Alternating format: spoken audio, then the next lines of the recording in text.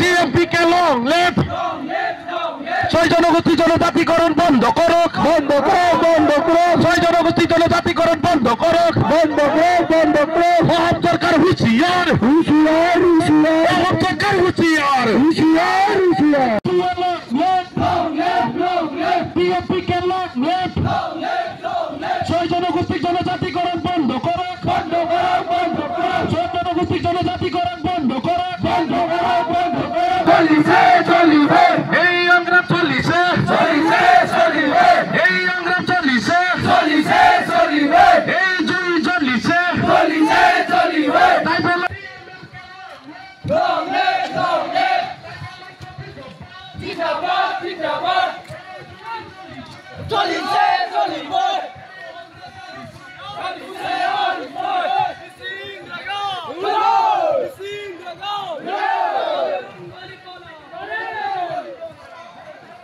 সরকার হুঁশিয়ার সরকার হুঁশিয়ার ছয় জনগোষ্ঠী জনজাতিকরণ বন্ধ করে আজি অসম চৰকাৰে যি ধৰণে ছয় জনগোষ্ঠীক জনজাতিকৰণ প্ৰদানৰ কাৰণে অহা কালিলৈ তেখেতসকলে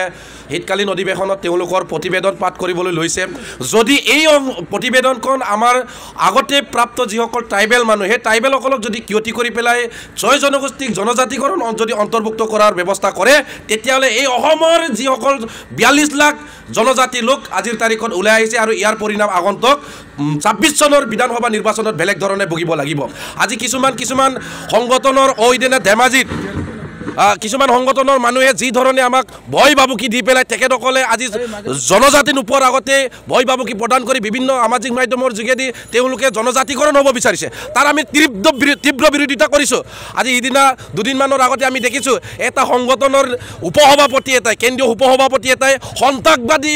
সংগঠন নহয় সন্ত্ৰাসবাদী ব্যক্তিৰ দৰে তেওঁলোকে যি চেলেং ৱৰ্ড কৰি যি অসাংবিধানিক শব্দ ব্যৱহাৰ কৰি তেওঁলোকে ভয় বাবুকি প্ৰদান কৰিবলৈ তেওঁলোকে ইচ্ছুক হৈছে বা তেওঁলোকে আহিছে আজি আমি টিএমপিকে কথা দিছো বা টিএমপিকে আমি আপোনালোকৰ আগত